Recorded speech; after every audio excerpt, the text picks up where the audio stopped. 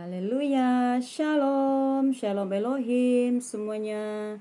Bapak Ibu, saudara-saudari, keluargaku yang terkasih dalam Tuhan, bertemu kembali dalam ruangan kesaksian. Terlebih dahulu saya ingin menyapa ketiga pribadi, hamba-hamba ilahi.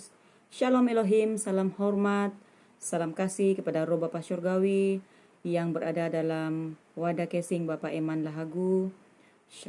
Shalom Elohim, salam hormat, salam kasih kepada Roh Alfa dan Omega, Tuhan Yesus Kristus itu sendiri, King of the Kings, Imam Mahdi yang ditunggu-tunggu oleh dunia, yang mengalahkan si Dajjal itu sudah berada di muka bumi ini ya. Dalam wadah casing Pak Aditya Nugrahanto, Alpha O Omega. Shalom Elohim, salam hormat, salam kasih kami kepada mempelainya Ibunda Fehamdani yang dipenuhi dengan Roh Kudus, Roh kebenaran, yang membukakan segala rahasia-rahasia di dalam proyek ilahinya di zaman Omega ini. Shalom Elohim, salam hormat kepada semua para malaikat-malaikat Tuhan yang sudah turun ke muka bumi ini mengambil tubuh casing umat manusia yang diperkenankannya. Juga para mempelai, para saksi-saksi syurganya, kepada anak-anak Tuhan dimanapun kita berada. Diberkatilah yang datang di dalam nama Tuhan Yesus Kristus. Kasih-Nya, damai sejahteranya, sukacitanya mengurapi kita semua. Haleluya, terpujilah nama Tuhan.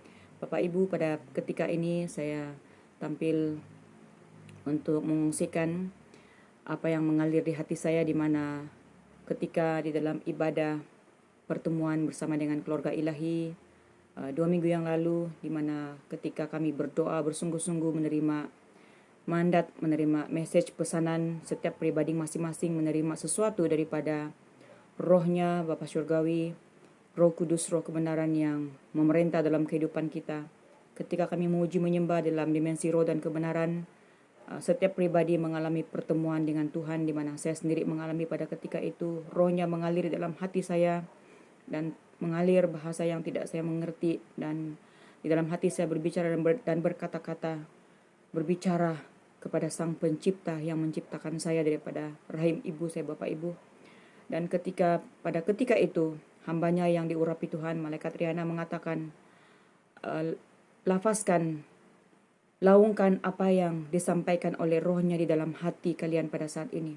Dan ketika itulah saya mengalir dan saya mengatakan, di mana rohnya berbicara dalam hati saya dengan sangat jelas yang mengalir seperti ini, mengatakan,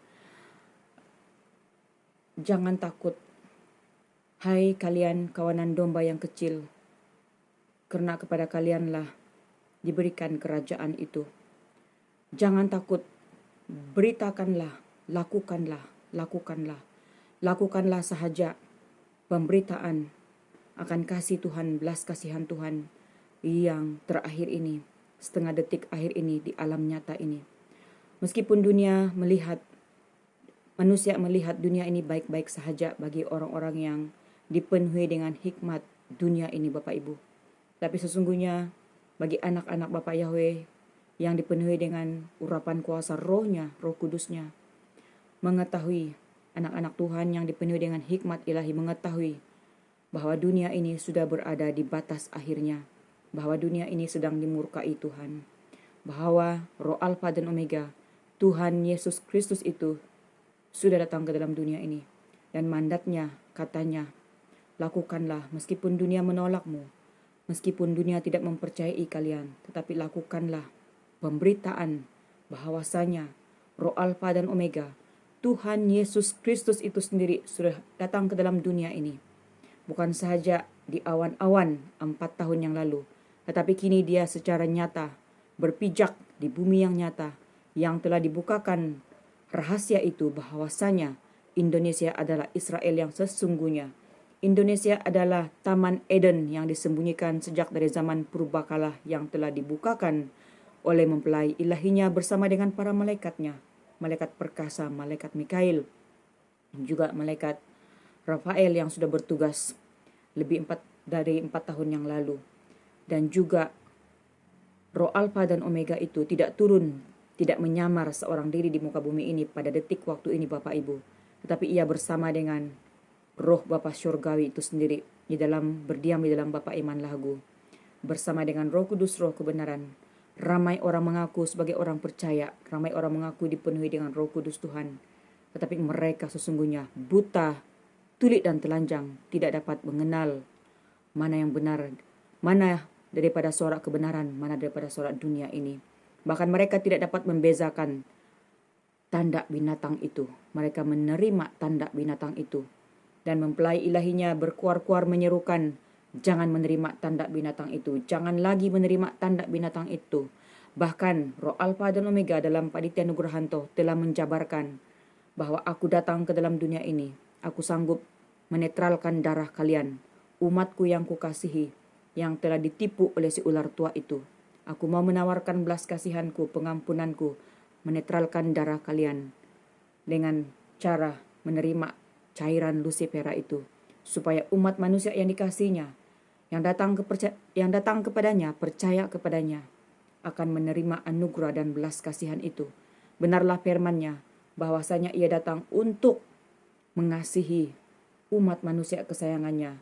Bukan saja sanggup mati di kayu salib, bahkan sekali lagi Dia sanggup menjadi sama seperti manusia, menerima cairan tanda binatang itu. Supaya apa? Supaya Ia boleh mengalahkan si Dajjal itu yang berkedok di sebalik piramid bermata satu, sedang menguasai dunia ini. Bapak Ibu, dunia ini tidak baik-baik saja, tetapi apa yang dijabarkan oleh para saksi surganya, oleh kami semua, kami dikecam, dikatakan telah disesatkan, bahkan dikecam sebagai penyesat besar, bahkan dikecam sebagai telah diskema, ditipu oleh ketiga pribadi ini. Bapak Ibu, saudara-saudari yang saya kasih dalam Tuhan, ketika saya bertanya kepada rohnya di dalam hati sambil menangis, saya katakan, Bapa, bagaimana cara lagi untuk kami menyampaikan kepada dunia akan isi hatimu? Mereka bahkan makin menolak dan tidak mau menerima kebenaran ini. Maka rohnya, roh kebenaran seperti sungai yang mengalir di hatiku ini, berbicara seperti ini, Bapak Ibu. Umatku binasa karena mereka mengandalkan akal logika mereka sendiri. Mereka tidak mengetahui kebenaran firman-Ku. Mereka telah dibutakan oleh dunia ini. Mereka menjadi sama seperti dunia ini. Kehidupan mereka keras menghadapi dunia yang sangat keras. Seperti mana kita selalu mengatakan hidup ini keras. Dan makanya hati mereka menjadi keras. Apabila hati mereka menjadi keras, mereka tidak dapat meresapi firman-Ku. Mereka tidak dapat mengerti apa yang kalian sampaikan. Mereka tidak dapat membezakan mana kebenaran, mana ketidakbenaran. Mereka menganggap enteng akan kebenaran firman-Ku. Dan mereka hanya meminum firman-Ku sebagai air susu, sebagai makanan yang lembut sahaja. Mereka tidak dapat menerima makanan gada dan besi. Mereka tidak dapat menerima makanan keras.